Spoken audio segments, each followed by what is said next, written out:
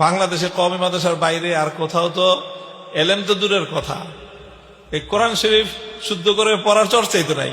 আমি কষ্ট পেয়েছি, এক মৌলভী সাহেব কিছুদিন আগে বলল যে কওমি মাদ্রাসা ছাড়া কোথাও পড়াশোনা নাই। বাংলাদেশে এখনো কিছু আলিয়া মাদ্রাসা পড়ার মানকে ধরে রেখেছে। যে মৌলভী সাহেব কটাক্ষ করছে, আমার মনে হয় 1 ঘন্টা ক্লাস নিতে পারবে না। এগুলো বলবেন না, এগুলো করবেন না। আগে যে ওল্ড স্কিম আলিয়া মাদ্রাসা ছিল, তার নেসাব আর কওমির নেসাবে কোনো পার্থক্য ছিল না। আলিয়া পৃথিবীর বিখ্যাত বিখ্যাত আলেম তৈরি করছে। সারা বাংলাদেশের কওমি মাদ্রাসায় ইফতা বিভাগে কওয়াইদুল ফিকহ পড়ানো হয়। এটা লেখাকার আমিমুল এহসান মুজাদ্দিদি। বাইতুল মুকাররমের ইতিহাসে এইরকম বিশ্বমানের কোনো খতিব আজ পর্যন্ত আর আসে নাই।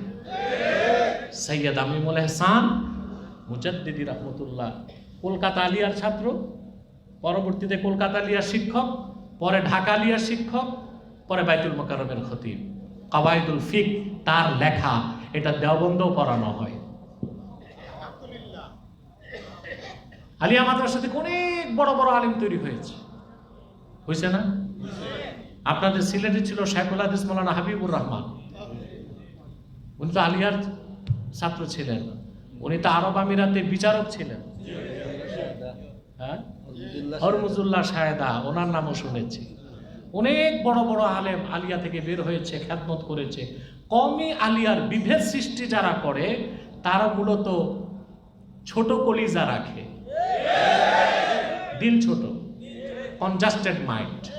আমরা মনে করি আল্লাহর দ্বীনের খেদমতে কওমির যেমন অবদান আছে, আলিয়ারও অবদান আছে। আমরা কাউকে খাটো করব না। আপনাদের ভাগ্য ভালো, ফুলতুলির মরহুম পীর সাহেব রহমতুল্লাহ এলমে কেরাতের খেদমতের মাধ্যমে আপনাদের বিভাগটাকে সেভ করে গেছে। আলহামদুলিল্লাহ।